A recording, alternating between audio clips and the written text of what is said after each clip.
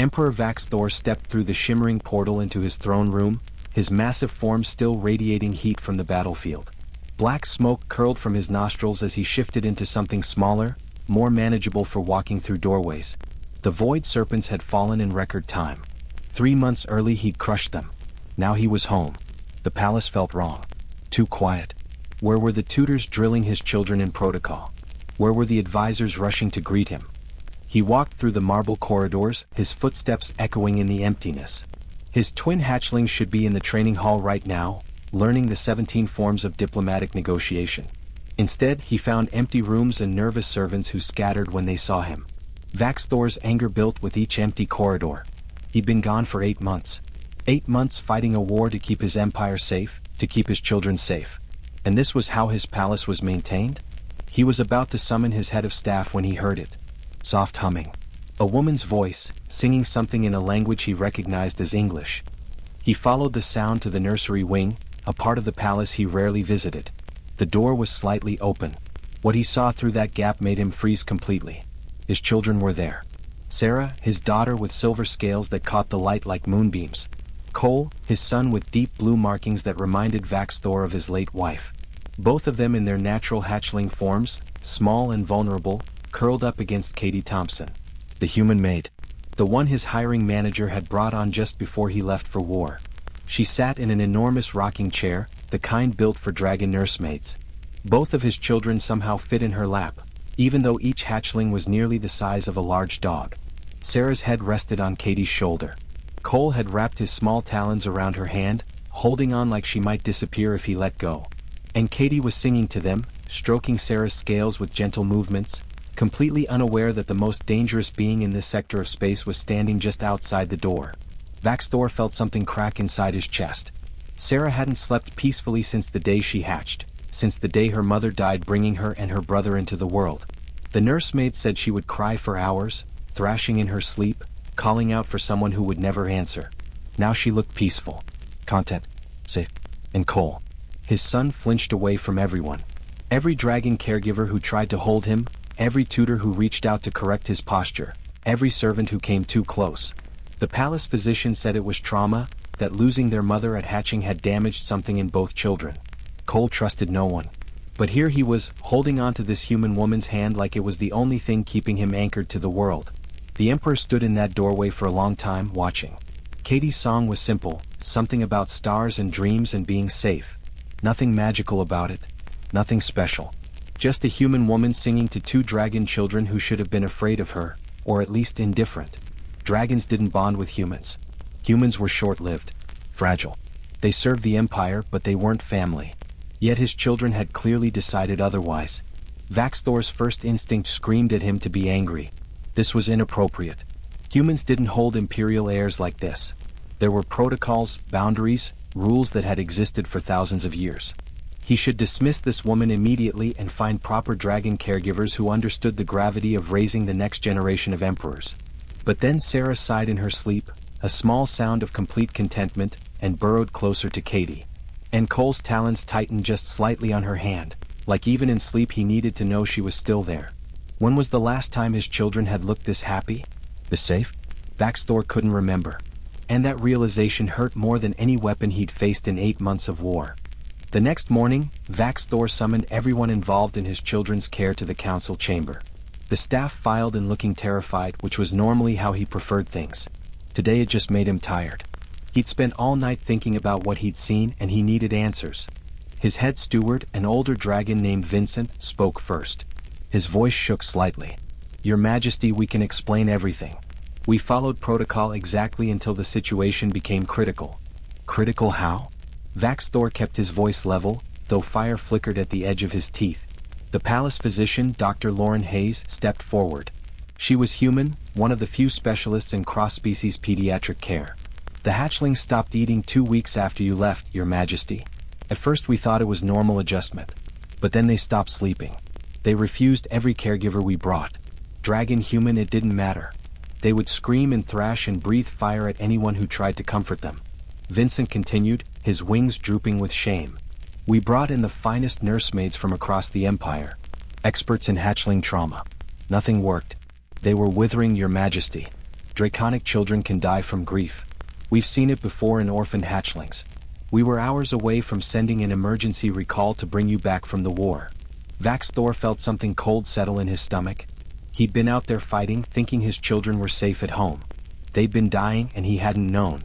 Then what happened? He asked quietly.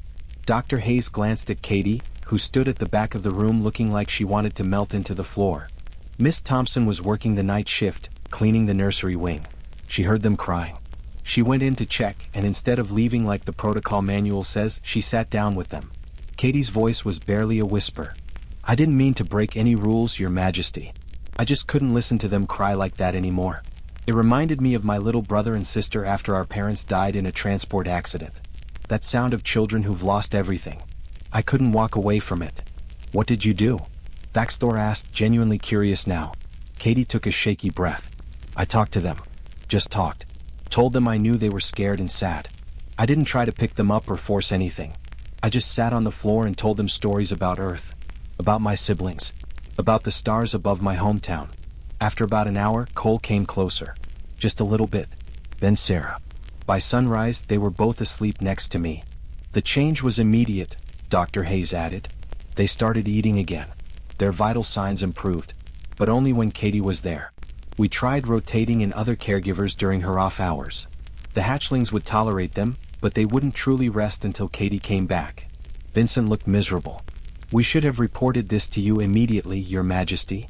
But the children were finally stable, and we didn't want to pull you from the war for something that seemed to be resolving itself. We planned to transition them to proper dragon caregivers gradually. Except they never transitioned, Vaxthor observed. No, Your Majesty. They became more attached, not less. Miss Thompson started spending all her time with them. She learned what they liked, what scared them, what made them laugh. She treated them like children instead of imperial heirs. Vaxthor turned his full attention to Katie, who looked ready to face execution with dignity. You're not trained in childcare. You're a maid. Why did you think you could help when experts failed? Katie met his eyes, and he saw something fierce there despite her fear. Because experts see problems to solve, Your Majesty. I saw 2 babies who missed their mom. They didn't need expertise. They needed someone to love them without conditions. To be there when they were scared. To celebrate when they did something good. To hold them when they cried. That's not expertise. That's just being human. The room went silent. Several dragons shifted uncomfortably. The idea that a human quality could succeed where draconic training failed was deeply unsettling to them. But Vaxthor thought about his children sleeping peacefully in Katie's arms. About Cole holding her hand. About Sarah's contented sigh. Show me, he said finally. I want to understand what you do that we cannot.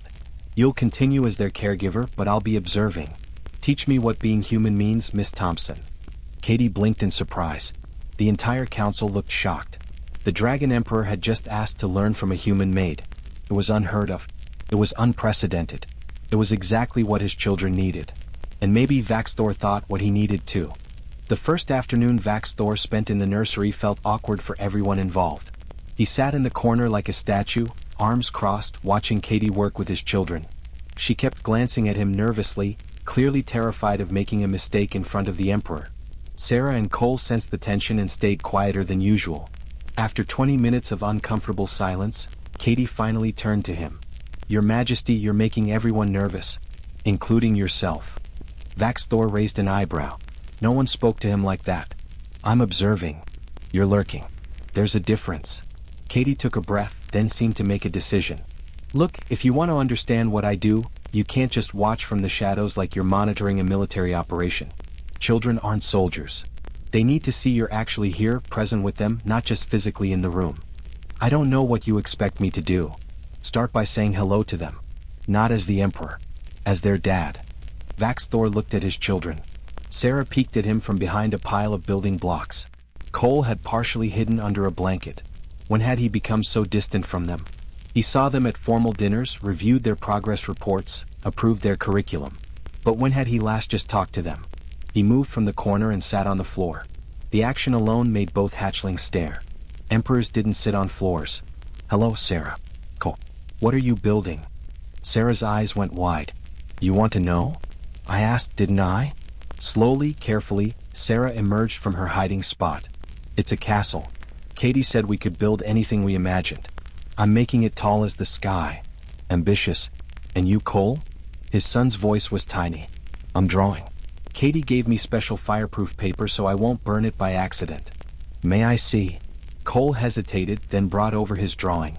It was crude, the work of a child still learning fine motor control. But Vaxthor could make out figures. 2 small dragons and 2 larger ones. Is this our family? You and Mom are watching over us, Cole explained quietly. Katie said Mom can see us from the stars. Is that true? Vaxthor's throat tightened. Yes, I believe she can. And I think she'd love this drawing. Cole's whole face lit up. It was the first real smile Vaxthor had seen from his son in months. Over the following weeks, the Emperor's education continued. Katie taught him that children needed routine but also flexibility. Structure but also play. She showed him how Sarah learned better through stories than lectures. How Cole needed time to process things quietly before he could talk about them. One afternoon, Katie was teaching them about colors by painting. Sarah accidentally knocked over a jar of blue paint, sending it splashing across the floor and all over her scales. She froze, looking terrified. In the formal palace, mistakes meant punishment even for imperial children. Vaxthor started to stand to call for servants to clean the mess. But Katie laughed. Actually laughed. Well, now you're a blue dragon instead of a silver one. That's a pretty color on you, Sarah. Sarah blinked. I'm not in trouble? For an accident? Of course not. Accidents happen. That's how we learn what to do differently next time. Katie grabbed another jar. Tell you what, let's make it intentional. Cole, you want to be a green dragon today?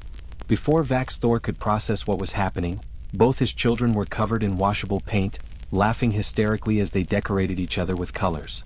Katie joined in, ending up with handprints all over her clothes. The nursery looked like a rainbow had exploded. This is acceptable? Vaxthor asked, genuinely confused. Katie grinned at him, paint smeared on her cheek. It's childhood, Your Majesty. Messy, chaotic, and absolutely necessary. Your turn. My turn. Sarah, doesn't your dad need some color too? His daughter looked at him with hope and mischief. Really? We can. Vaxthor thought about protocols. About dignity. About 3,000 years of maintaining imperial distance. Then he looked at his children's faces, alive with joy and possibility. He knelt down. Make me orange. I've always wondered what that would look like. The squeals of delight that followed were worth every bit of dignity he sacrificed. Later, after the children were bathed and sleeping, Katie found him looking at the painting Sarah had made. You did good today, she said quietly. I let them paint me. The Emperor of the Draconis Imperium, covered in orange handprints. You let them be kids. You let yourself be their dad. That's harder than any war you've fought, isn't it? Vaxthor was quiet for a long moment. I was raised to believe emotions were weaknesses. That distance created respect. That an emperor couldn't afford to be soft. And how did that make you feel as a child? The question hit him like a physical blow. He remembered being young, watching his father from across vast throne rooms. Never being held. Never being told he was loved just for existing, not for his accomplishments. Alone, he admitted. I felt alone. Katie touched his arm gently. Then you already know what your children need. The opposite of what you had. The courage to be close instead of distant. To be soft when it matters. Your empire doesn't need another cold conqueror. It needs a leader who understands that real strength includes knowing when to be gentle.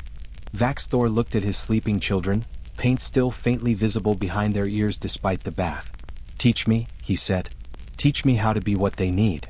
You're already learning, Katie smiled. You just have to keep showing up. That's the secret.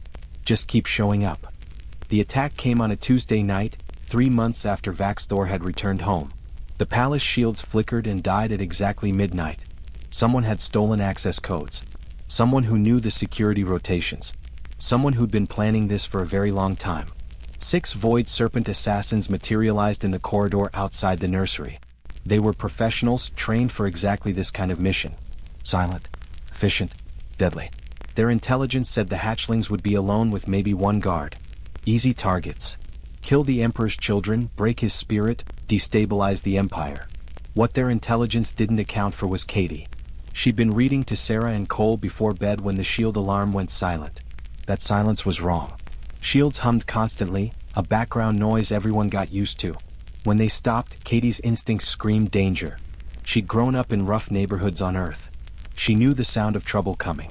"Sweethearts, we're going to play the quiet game now," she whispered, keeping her voice calm even as her heart hammered. "Remember the safe room Daddy showed us? I need you both to go there right now. Don't come out until you hear my voice or your father's voice. Nobody else's. Promise me." Sarah's eyes went wide. "Katie, what's wrong?" "Just a drill, baby. But we take drills seriously, right? Go. Now.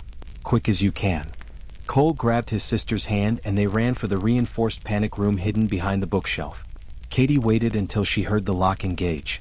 Then she grabbed the only weapon within reach. A heavy iron fire poker from the decorative fireplace. Her hands shook as she positioned herself in the doorway. The poker felt ridiculous against whatever was coming.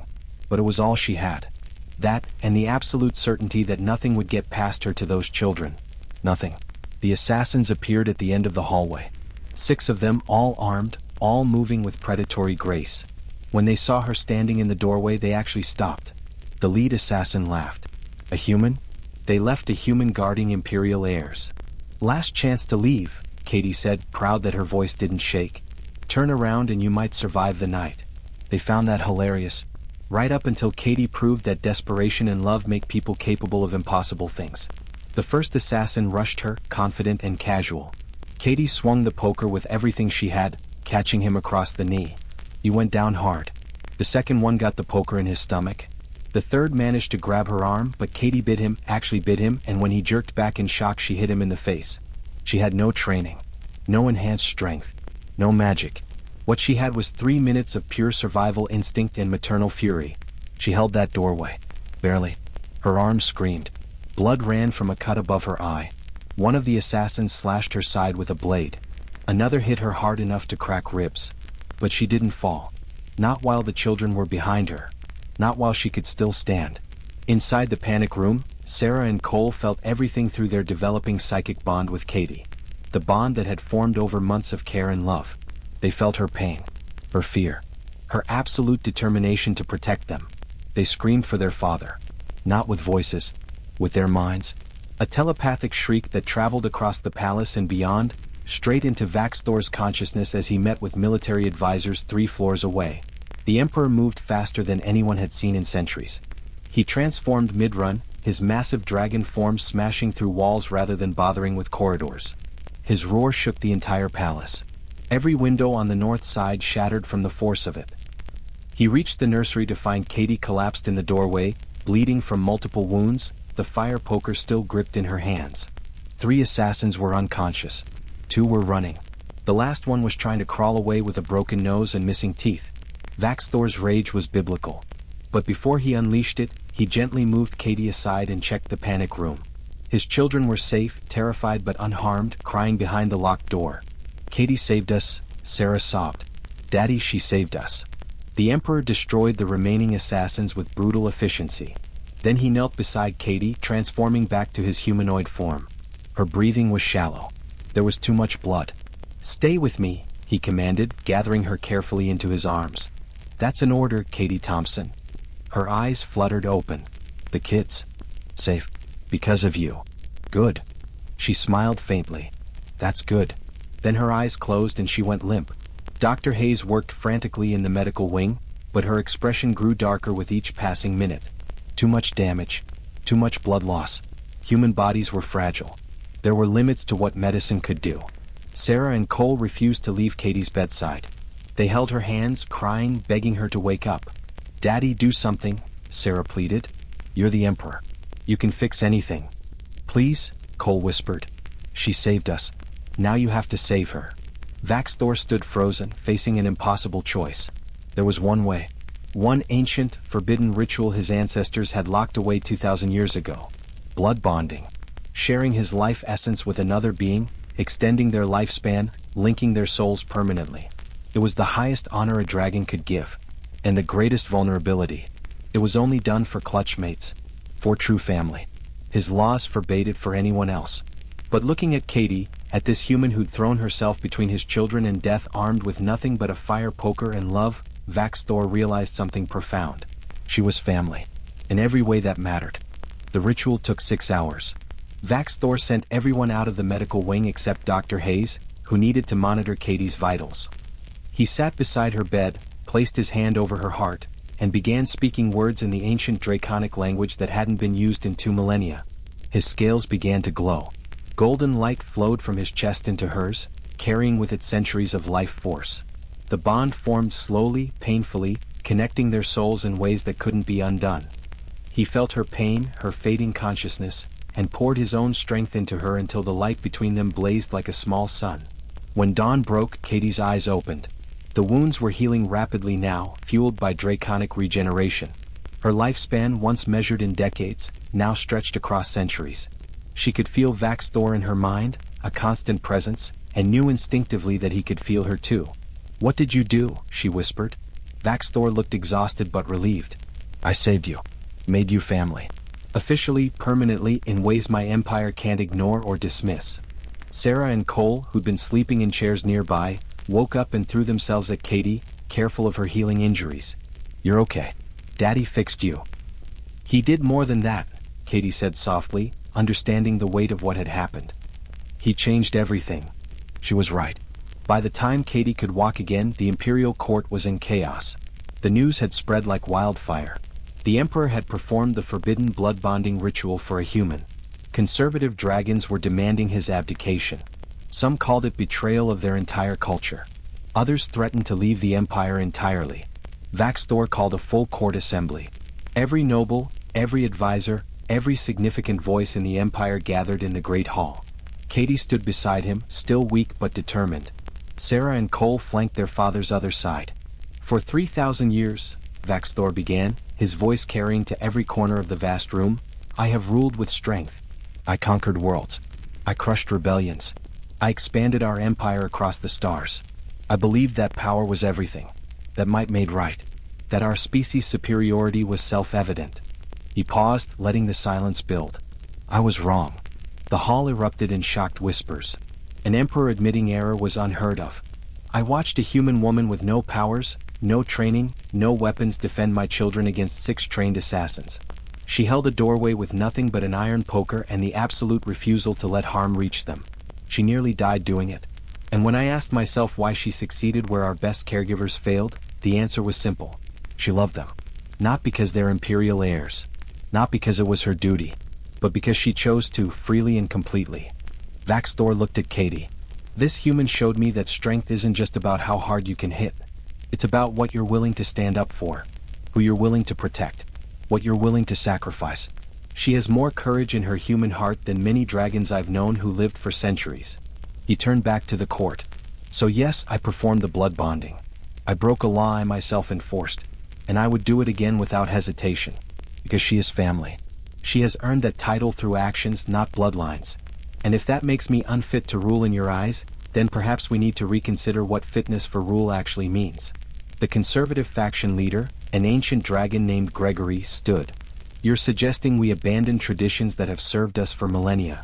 I'm suggesting our traditions need to evolve. How many of our children are raised by caregivers who see them as duties rather than individuals? How many species in our empire are treated as lesser simply because they weren't born with scales? How many brilliant minds do we ignore because they don't fit our narrow definition of worthy?" Vaxthor gestured to Katie. "This woman has taught me more about true leadership in 6 months than I learned in 3,000 years of conquest. She taught me that being present matters more than being powerful. That listening is stronger than commanding. That the courage to be gentle is harder than the courage to be fierce." He looked around the hall. "I'm reforming our empire. Open advancement for all species based on merit. New educational systems that teach cooperation alongside competition. Programs to help developing worlds rather than just exploiting them. And yes, humans and other species will hold positions of real power, including advisory roles to the throne." The hall exploded with arguments. Some dragons roared their approval. Others condemned him as a traitor. But Vaxthor noticed something important. The younger generation, dragons under 500 years old, were listening with hope in their eyes. They'd grown up hearing stories of their emperor as an untouchable force. Now they saw something more powerful. A father who'd broken his own laws to save someone his children loved. The vote was close, but enough of the court supported the reforms. Some conservative dragons did leave the empire. Others stayed but remained opposed. But many, especially the young, embraced the change with enthusiasm they'd never shown for conquest. Katie became imperial guardian and high counselor. She advocated for species that had never had a voice before. She pushed for education reform, healthcare access, workers' rights. She brought human perspective to an empire that had operated on purely draconic logic for millennia. Years passed. Sarah and Cole grew into young adults who would one day rule. But they were different from any imperial heirs before them. They understood both strength and compassion. They could be fierce when necessary but gentle when it mattered more. They'd been raised by a dragon emperor and a human maid, and they were better for both influences. On Sarah's 100th birthday, the first multi-species coalition government was established. Species that had been subjects became partners. The empire transformed into something closer to a federation with representation for everyone. Vax Thor stood on the palace balcony, watching his daughter give her first address to the new government. Katie stood beside him, no longer young by human standards but still vital thanks to the bond they shared. "Think we did okay?" she asked. "We taught them that power means nothing without purpose. That strength is worthless if you have nothing worth protecting." He smiled. "You taught me that first. I'm still learning." "Good. The day you stop learning is the day you stop leading." Below them, Sarah spoke about unity and cooperation. About judging people by their character rather than their species. About building something better than what came before. The Dragon Emperor and the human who changed his empire watched together, two souls bonded by choice rather than blood, proof that sometimes the strongest families are the ones we build ourselves. And in the nursery wing, now converted to a school for children of all species, a young teacher told her students a story. The story of an emperor who learned that the greatest power wasn't conquering others. It was having the courage to change yourself. It was finding something worth being powerful for. The students listened with wide eyes. The dragon children sat beside the human children, the alien children, all learning together. All equal. All valued. It had started with two grieving hatchlings and one human maid who refused to walk away from crying children. And it had changed an empire. Sometimes the smallest acts of love create the biggest revolutions.